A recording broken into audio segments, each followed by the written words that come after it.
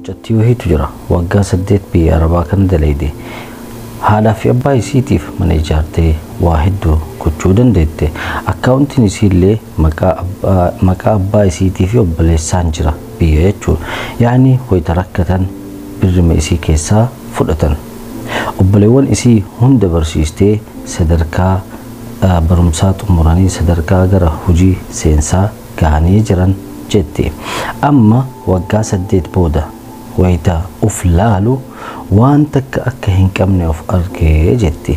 Yaani wanni takka wanni ankaadhe tokko hin jiru.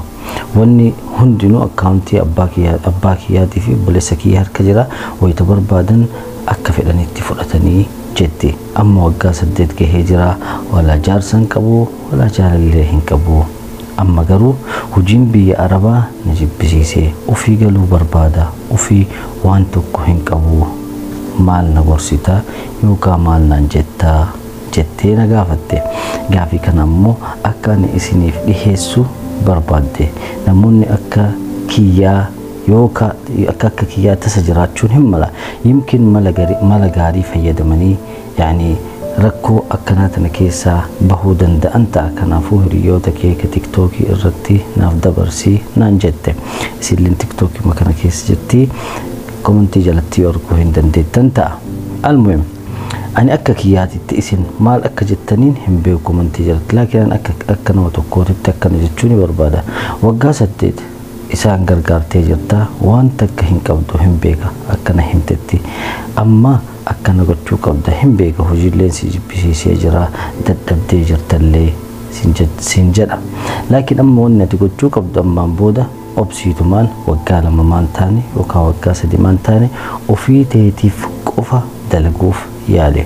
Yaani waan dalaydu akkaawuntiillee maqaa abbaa kiyyaatiin jira. Wayita fedhan akka fedhanitti baasuu danda'an naan jettee jirta. Kanaafuu amma waan dalaydu ofuma teetiif kaayadhu qabadhu san booda yeroo galtu galuu hin dandeetta. Yookaan fira keessan keessaa namni ati amantu namni ati yaani yoo birrii kan itti argite sii kaahu gahumaa hin goone yoo ka jiraatu ta'e isatti ergadhu. Yaani malli ati qabdu kana malee waan biraatii miti. Yoo akkanaan homaa ka hin qabne osomaa jettu lafaa kaatee ka galtu ta'e ammoo biyyatti illee erga galte yimkin namoonni ati tolitti tolte sunniin hundinuu obboleewwan kee ka hojii qabsiiste kun hundinuu akka ati tolitti tolte sanitti yimkin tole sitti ooluu dhabuutu malee yimkin bultii qabachuu danda'an bultii isaaniitiif tenshina guddaa kennan waan ta'eef. Kanaafuu obsiitumaan waggaa 2 dalagadhu dhuunfaa keetiif yaani ofiif dalagattaa jechuudha. Ani yaadni kee gabaabinnaan kana fakkaata. Isin hoo maal jettaniin?